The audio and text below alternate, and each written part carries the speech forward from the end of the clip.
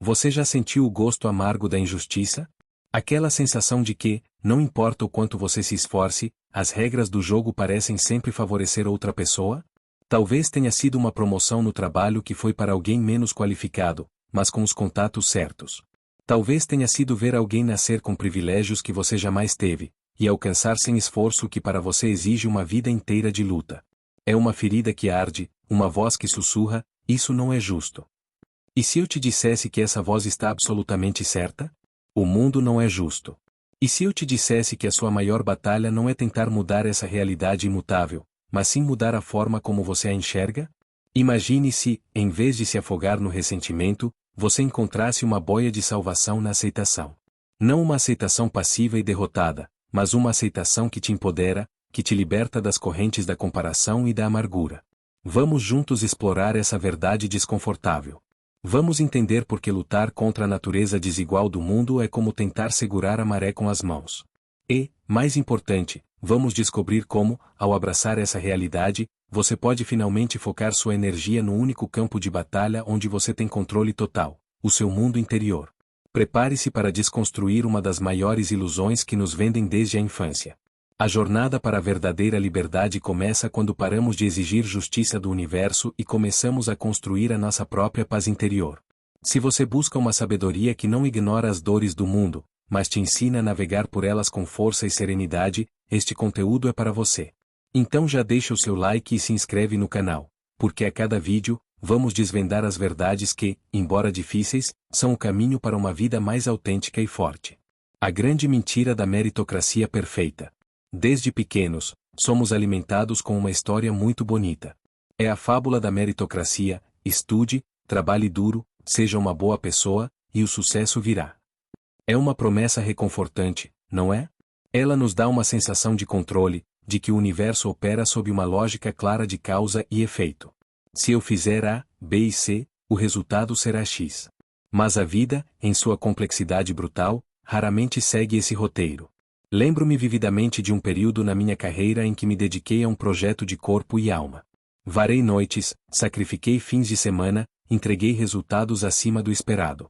Eu acreditava piamente que aquele esforço seria reconhecido, que a promoção que eu almejava era uma consequência natural e justa. Quando o anúncio foi feito, o nome chamado não foi o meu. A vaga foi para alguém que, embora competente, tinha uma habilidade que eu não possuía.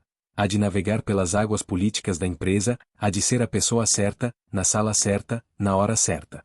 Naquele momento, a sensação não foi apenas de decepção. Foi uma quebra.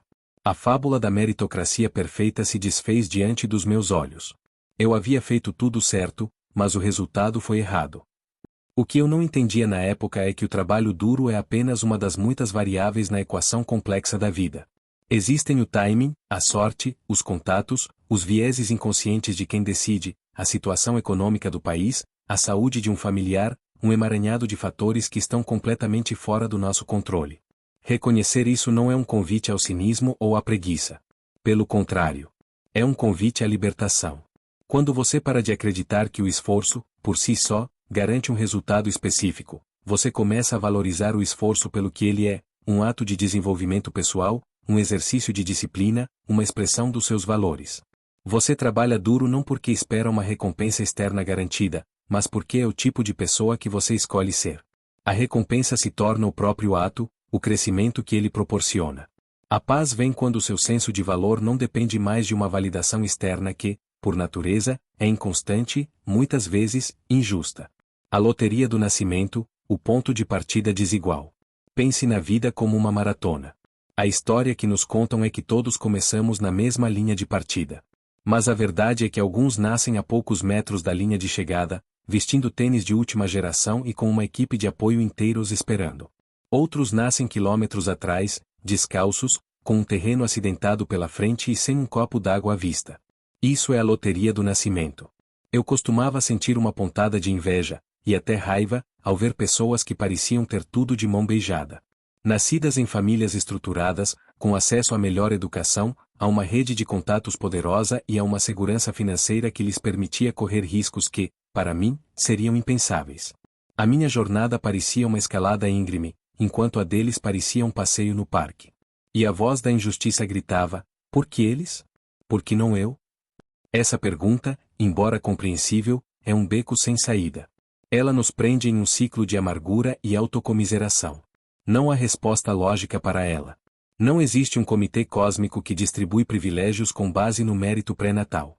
É o acaso. Pura e simplesmente. O país em que você nasce, a cor da sua pele, o seu gênero, a estabilidade financeira dos seus pais, suas predisposições genéticas para certas habilidades ou doenças, nada disso foi escolhido. Foi dado. A verdadeira virada de chave acontece quando paramos de olhar para a linha de partida dos outros e começamos a focar na nossa própria corrida. Aceitar a sua linha de partida, por mais desfavorável que seja, não é se conformar com ela. É reconhecê-la como o seu ponto inicial, a sua realidade. A partir daí, a pergunta muda. Em vez de por que o meu ponto de partida é este, a pergunta se torna, dado este ponto de partida, qual é o melhor próximo passo que eu posso dar? Essa mudança de perspectiva é incrivelmente poderosa. Ela tira o foco do que é imutável, o passado, as circunstâncias do nascimento, e o coloca no que é maleável, o presente, as suas escolhas, o seu esforço. A sua jornada pode ser mais difícil, sim.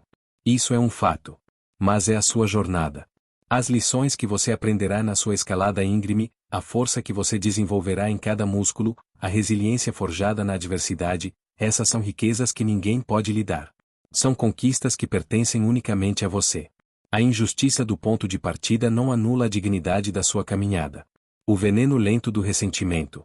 Quando nos apegamos à ideia de que o mundo deveria ser justo, cada injustiça que testemunhamos ou sofremos se torna uma ferida aberta. E, se não cuidarmos dela, essa ferida infecciona e se transforma em ressentimento. O ressentimento é uma das emoções mais tóxicas que um ser humano pode cultivar. É como tomar veneno todos os dias e esperar que a outra pessoa morra. Eu vivi um período da minha vida mergulhado nesse veneno. Cada sucesso de alguém que eu considerava indigno, cada obstáculo no meu caminho que parecia injusto, alimentava uma chama de amargura dentro de mim. Eu repassava as injustiças na minha mente, como um filme em looping. Culpava o sistema, culpava as pessoas, culpava a sorte.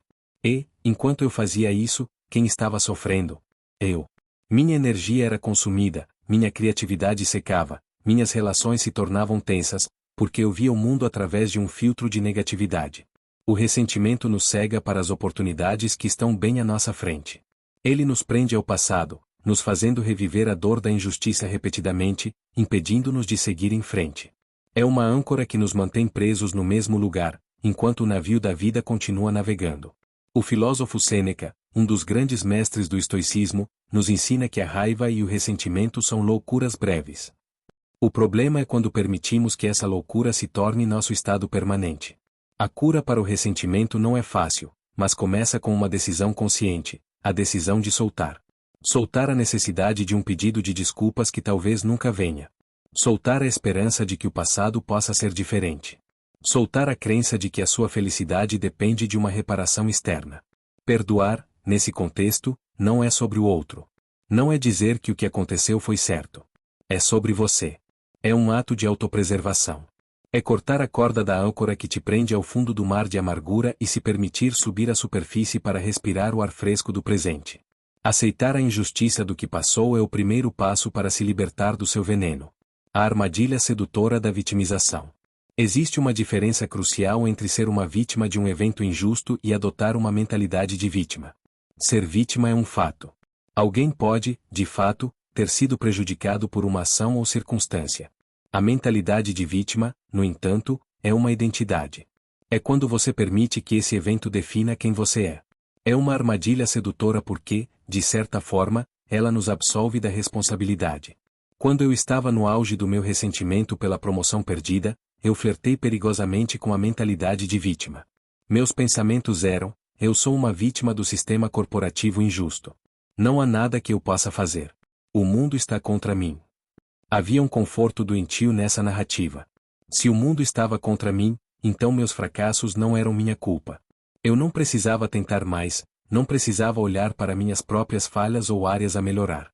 Eu tinha uma desculpa perfeita para a estagnação. O problema é que essa mentalidade, enquanto oferece um alívio temporário da responsabilidade, nos rouba todo o nosso poder. Vítima, por definição, é passiva.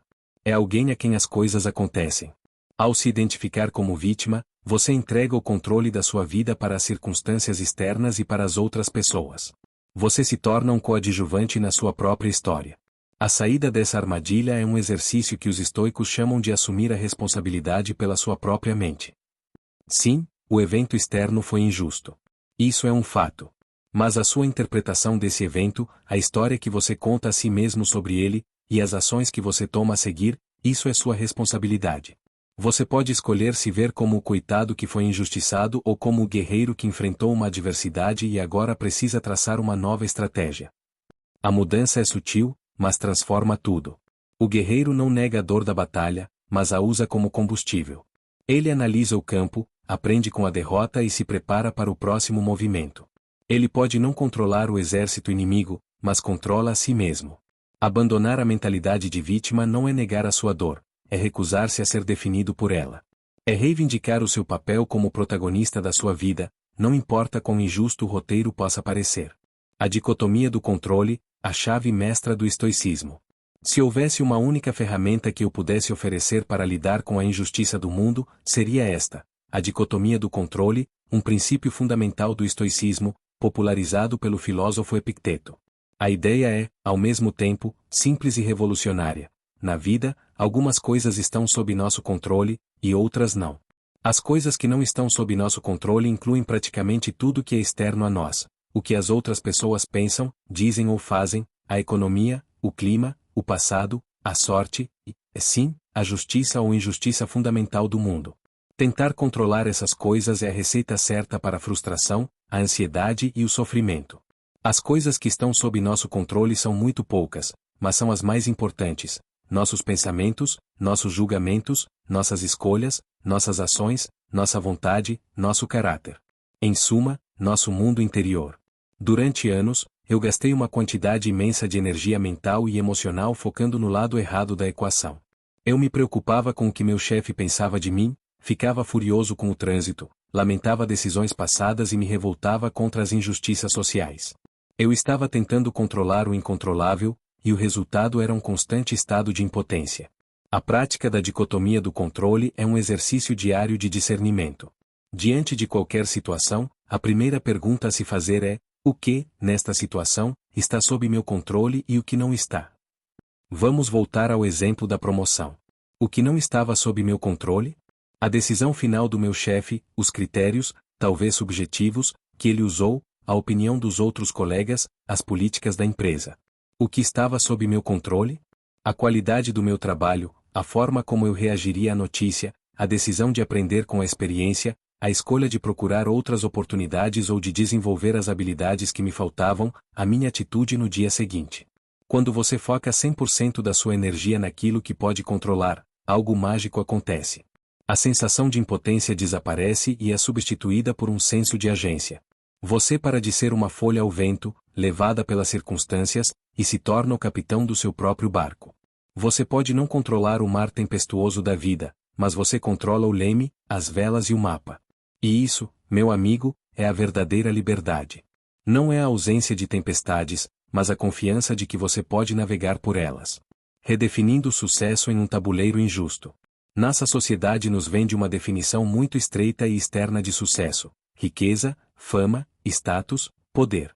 O problema é que, como já vimos, a distribuição dessas coisas é profundamente influenciada pela injustiça e pela sorte. Se o seu conceito de sucesso depende exclusivamente desses fatores externos, você está apostando a sua felicidade em um jogo de cartas marcadas. A aceitação da injustiça do mundo nos força a uma tarefa muito mais profunda e recompensadora: a de redefinir o que significa ser bem-sucedido. Se a vitória no jogo externo é incerta, talvez o verdadeiro jogo seja o interno. Eu comecei a fazer esse exercício de redefinição. O que, para mim, seria uma vida bem-sucedida, independentemente do meu saldo bancário ou do meu cargo?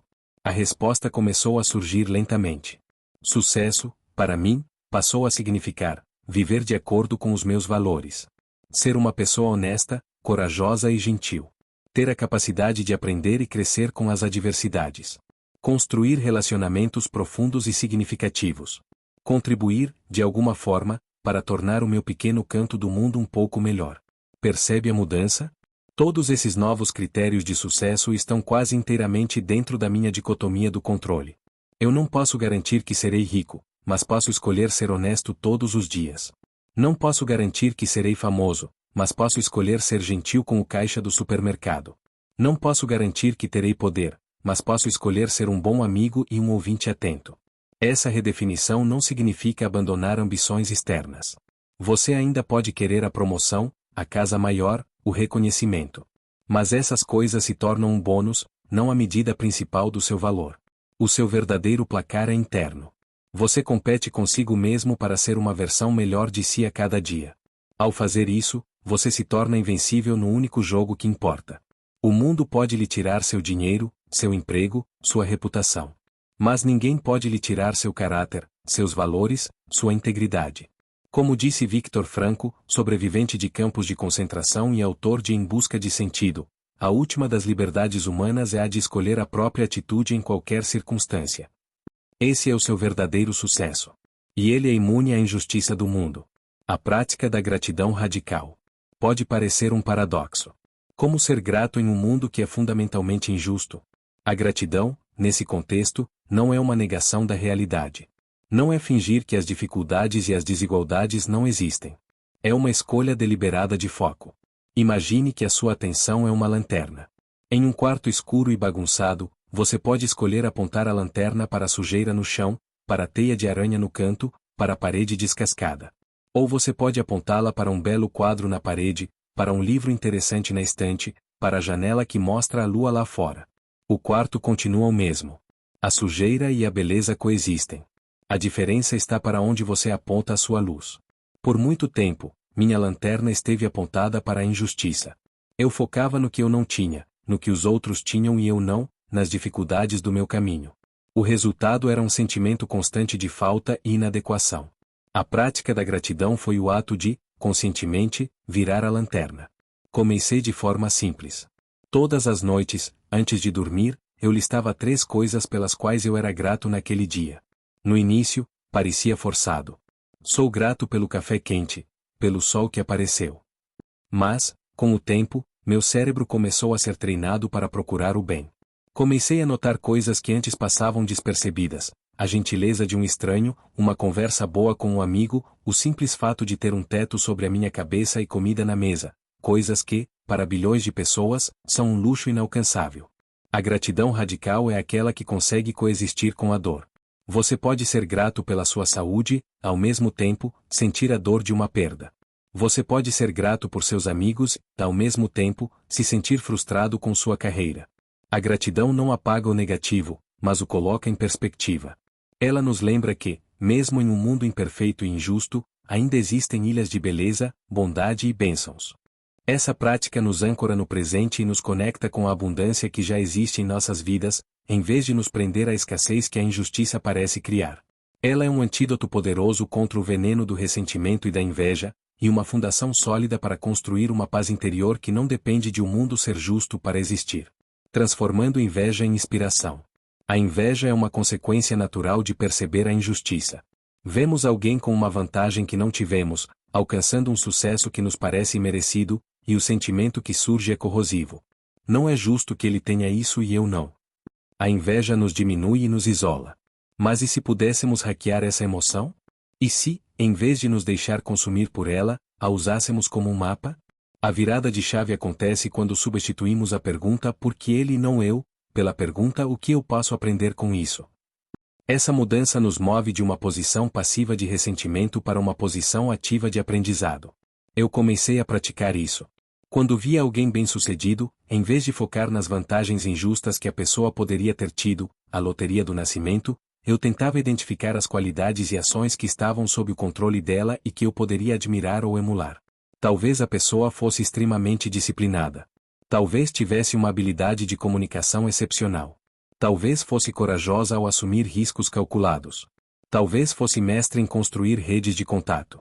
De repente, a pessoa que antes era um alvo para minha inveja se tornou uma fonte de inspiração, um estudo de caso. Eu não precisava ter a vida dela, mas podia aprender com a ética de trabalho dela. Eu não queria os contatos dela, mas podia me inspirar a melhorar minhas próprias habilidades sociais.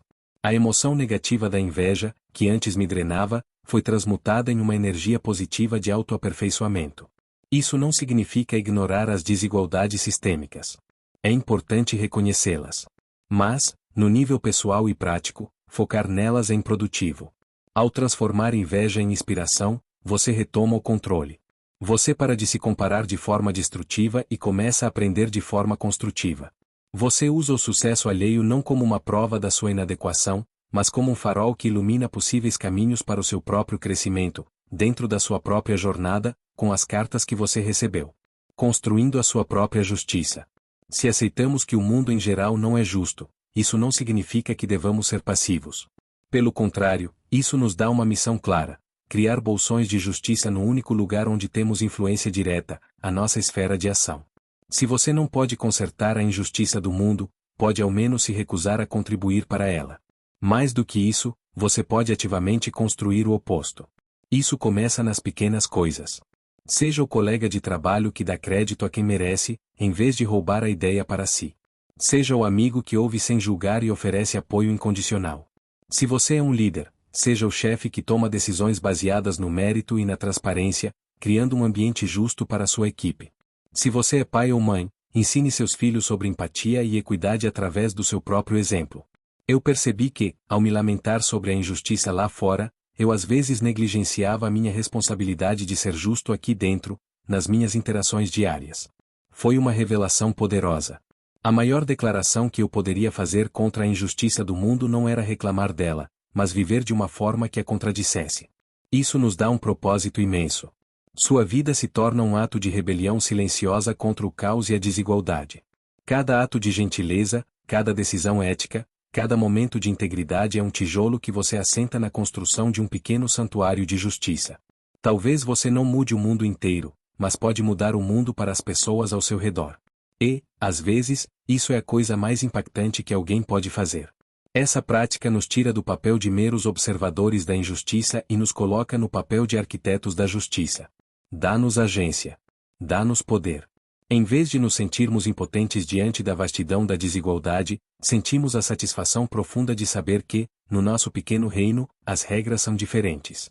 No nosso reino, a bondade importa, a honestidade é a lei e a justiça, ainda que pequena, prevalece. Então, chegamos ao final da nossa reflexão. E a verdade que fica é esta: o mundo não é justo. E talvez essa seja a descoberta mais libertadora de todas.